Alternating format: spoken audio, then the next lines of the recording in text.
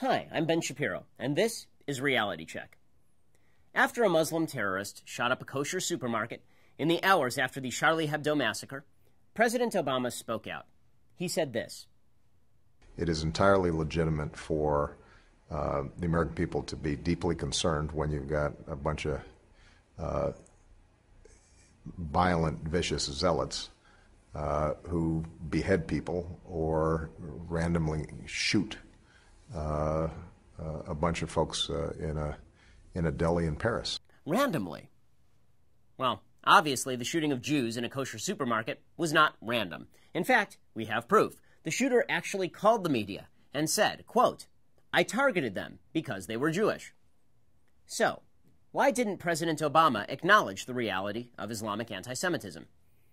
Because, if he were to do that, he would also have to acknowledge that Israel is right and its enemies are wrong, that no territorial concessions will buy off Muslim religious fanatics. He'd also have to realize that whether radical Muslims attack Jews in Jerusalem or in Paris, they are attacking Jews, not just stand-ins for Israel. He doesn't want to acknowledge that.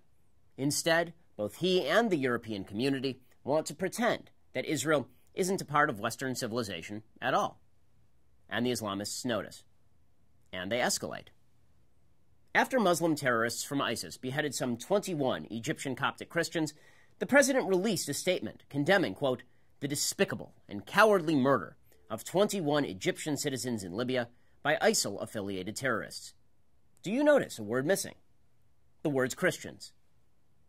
Why didn't the president acknowledge the reality of Islamic anti-Christian bigotry? Well, because if he were to do that, he would also have to acknowledge that Western civilization is not at fault for Islamic terrorism and that no amount of diplomacy or economic bribery will buy off Islamic terrorists. So, instead, the President of the United States pretends that all religions are equally violent, as he said at the National Prayer Breakfast. And lest we get on our high horse and think this is unique to some other place, remember that during the Crusades and the Inquisition, people committed terrible deeds in the name of Christ. There is a tendency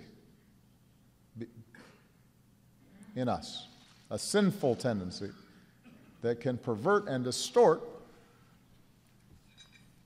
our faith. Now, forget that the Crusades were defensive in nature. Forget that the Inquisition, with all of its horrors, was an attempt to stop mob executions.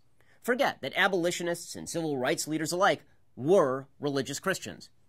Focus instead on the fact that today, not hundreds of years ago, not decades ago, today, Islamists are murdering Christians en masse in Iraq, Libya, Nigeria, Sudan, and Syria.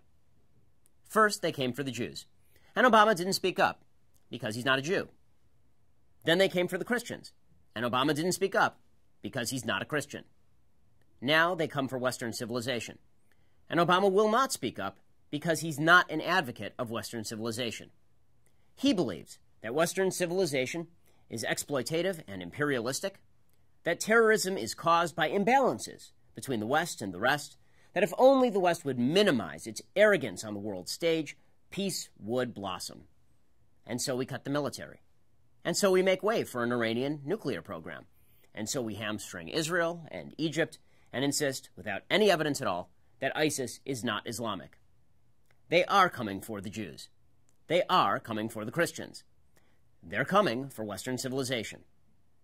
By the time the radical Muslims come for those who think like President Obama, there won't be anybody left to speak out or even to fight. Please subscribe to our YouTube channel or click here to give a quick donation.